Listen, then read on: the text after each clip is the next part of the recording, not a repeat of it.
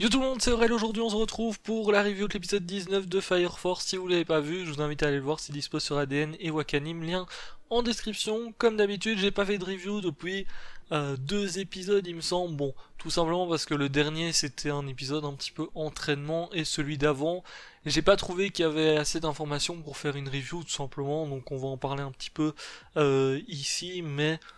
Bon, on va pas se mentir que parfois il y a des épisodes qui sont pas plus lents, j'ai envie de dire, mais où, eh bien, il y a des choses intéressantes, mais qui ne méritent pas forcément théorie, etc. Bon, en tout cas, vu ce qui s'est passé dans le dernier épisode et l'entraînement qu'il y a eu, on va très certainement avoir un power-up de pas mal de membres de la Fire Force. Bon, déjà, ça s'est vu dans cet épisode-ci, j'ai envie de dire, parce qu'on a Maki qui utilise maintenant des armes. Alors je sais plus le nom exactement des armes qu'elle utilise, mais qui ont été fabriquées du coup par Vulcan, qui a rejoint effectivement la brigade. Et d'un autre côté, bon, on a aussi Tamaki qui a eu un power-up, on va dire, pour protéger Iris dans cet épisode-ci. Alors l'épisode était sympa parce que c'est vrai qu'au niveau de la Fire Force, bon, on les suit depuis le début.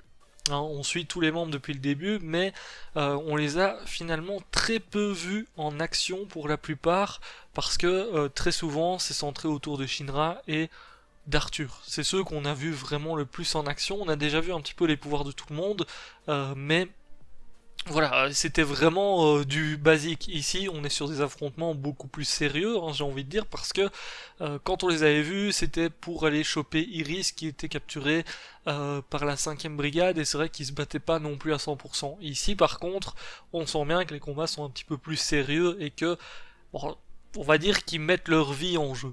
Hein, on va dire ça comme ça. Donc on a un petit combat avec Tamaki, notamment où elle a un petit power-up pour protéger Iris. Donc bon, finalement, pour une fois, elle n'a pas eu besoin de Shinra, hein, parce que c'est vrai qu'habituellement, enfin, du peu qu'on a vu d'elle, c'est souvent Shinra qui vient l'aider finalement. Ici, c'est pas le cas, elle a décidé de, on va dire, de montrer qui elle était, et du coup, bah, elle veut réussir à protéger les gens d'elle-même. Hein. Au final, on a carrément un petit flashback à un moment donné où on voit que Shinra et elle sont dans le couloir, et puis il y a Shinra qui lui dit ouais, si tu as besoin d'aide, appelle-moi, je viendrai t'aider. Mais bon, ici Tamaki, elle a décidé, eh bien, de faire tout toute seule, et elle y est très bien arrivée. Hein. D'ailleurs, encore une fois, niveau animation, l'épisode était hyper cool. D'un autre côté, on a Maki du coup qui s'est battu un petit peu, hein, parce qu'ils sont rentrés dans le territoire ennemi. Le but c'est d'aller chercher le frère de Shinra, même si à mon avis il va pas forcément se laisser faire, mais on va y revenir. Et du coup, bah, on a vu un petit peu Maki se battre aussi, d'ailleurs avec ses nouveaux équipements. Je ne sais plus le nom exactement, mais bon, c'était hyper sympa aussi. Et puis surtout, Maki, j'attendais de la voir parce que on nous l'a vendu un petit peu comme une experte en combat. Notamment, hein. Depuis qu'on l'a vue, c'est vrai que elle a déjà fait un 1v2 contre Shinra et Arthur, enfin entre guillemets un 1v2 parce que bien évidemment c'était pas un combat hyper sérieux non plus, mais ça se voit que bah, elle savait se défendre. Et là pour le coup on a bien vu qu'elle savait se défendre, et c'est cool de voir d'autres membres tout simplement de la brigade, parce que jusqu'ici bon, Shinra Arthur c'est cool. Les combats de Shinra d'ailleurs sont hyper sympas à regarder, je trouve, avec l'animation et tout, mais bah voilà, on attendait de voir un petit peu les autres membres finalement, donc là c'est cool qu'on en ait vu deux autres, et j'espère qu'on va voir un petit peu, eh bien, pourquoi pas les autres aussi, hein, finalement. Je suis curieux de voir aussi ce que le scientifique, là, comment il s'appelle, Licht il me semble, voir ce qu'il va faire exactement, parce que lui il est toujours un petit peu bizarre. Hein. J'ai beau le trouver entre guillemets sympathique, le fait qu'il soit avec Joker, d'ailleurs on les a revus dans les derniers épisodes, hein, on l'a vu avec Joker, ben voilà, il y a le côté, quel est exactement son objectif? Est-ce qu'il est vraiment gentil, vraiment méchant, un petit peu entre les deux? Parce qu'on a vu que Joker, il était aussi contre les hommes en blanc finalement, donc... Bah voilà, il y a trois groupes actuellement, on va dire, c'est qu'il y a la brigade, il y a les hommes en blanc, et il y a Joker. Et si tu dois choisir un groupe à liste, bah, tu ne sais pas exactement où tu le mets finalement. Donc c'est vrai que c'est un personnage qui reste assez mystérieux pour le moment, même si je pense que son kiff c'est simplement un petit peu de regarder d'où viennent les pouvoirs et tout. J'ai l'impression que c'est vrai qu'il est vraiment en mode scientifique. Je veux en apprendre plus sur un peu tout, et puis voilà. D'ailleurs, on a aussi eh bien, le côté de Shinra qui veut absolument récupérer son frère. D'ailleurs, on a vu un petit flashback où il était tout ému quand il était petit et que son frère lui a pris la main et tout.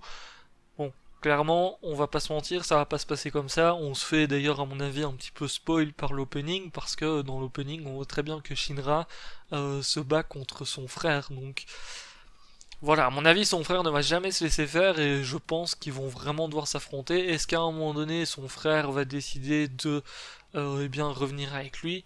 Franchement, j'en doute actuellement parce que là, je sais pas quel âge avait son frère exactement quand il y a eu l'explosion chez eux, enfin l'incendie chez eux, mais ça fait très très longtemps qu'il est du côté du grand prédicateur, donc c'est vrai qu'à partir de ce moment-là, bah, ça va être compliqué de le récupérer, et surtout que quand tu le regardes, t'as l'impression qu'il a un petit peu le même objectif. Que ça soit Shinra, la personne à récupérer ou pas, parce que c'est Shinra qui a la Dora Burst et tout, lui, il en a rien à foutre. D'ailleurs, finalement, c'est bien montré, le but c'était de les séparer dans cet épisode-ci pour que Shinra arrive tout seul jusqu'à lui, et c'est ce qui va se passer, j'ai l'impression.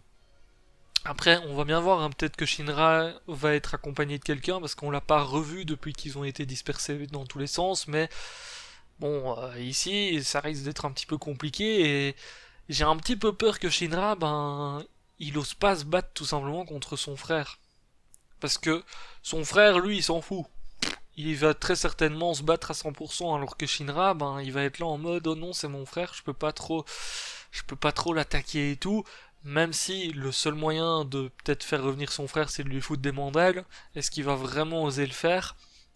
Je pense pas. Franchement, je pense pas actuellement, mais pourquoi pas? Parce que c'est vrai que dans l'opening, on les voit se battre. Donc, est-ce que c'est juste pour l'opening ou pas? On a l'habitude que les openings nous spoilent certaines choses, et d'ailleurs ça a déjà été le cas par rapport à certains membres qui rejoignent et tout. Ben, c'est vrai que pour le coup, j'attends de voir le combat parce que ça peut être hyper intéressant, hein, vu que bah, ils sont issus de la même famille et tout, ça pourrait peut-être faire des trucs stylés, mais ça risque d'être compliqué à mon avis pour Shinra après, à voir si d'autres membres de la brigade seront avec lui ou pas quand il va revoir son frère, parce que là ça risque d'être compliqué. J'attends toujours de voir aussi si Joker va pas débouler à un moment donné, parce que Joker il est partout finalement, à chaque fois qu'il se passe quelque chose quelque part, le Joker il est là. Il est jamais bien loin, et s'il y a quelque chose qui va à l'encontre de ses plans, on va dire, ben boum, il apparaît et il est prêt à se battre aussi, donc ça reste à voir si il va être dans le souterrain ou pas finalement.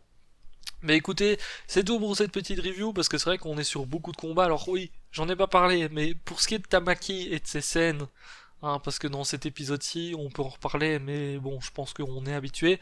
À chaque fois qu'il y a Tamaki quelque part, on arrive à des scènes un petit peu vulgaires, on va dire. Et je sais qu'il y a pas mal de commentaires sur internet par rapport à tout ça. Bon, pour le coup, c'était encore le cas dans cet épisode-ci. D'ailleurs, finalement, le combat de Tamaki, il a bien démarré parce qu'elle était en mode ouais, je vais protéger Iris et tout. Et puis tu te rends compte que ben son combat s'est joué sur ses boobs et son cul. À partir de ce moment-là, c'est vrai que c'est assez compliqué et j'espère qu'un jour on la verra vraiment se battre sérieusement jusqu'au bout et qu'il n'y aura pas encore ce côté vulgaire. On va dire ça comme ça, hein, tout simplement. N'hésitez pas à me dire ce que vous en avez pensé en commentaire. Sur ce, je vous laisse là, je vous dis à très très bientôt pour la prochaine review. Normalement, semaine prochaine, je vais essayer de reprendre jusqu'au bout de la saison une review par semaine quand il y a bien sûr quelque chose à dire sur Fire Force. Ciao, ciao!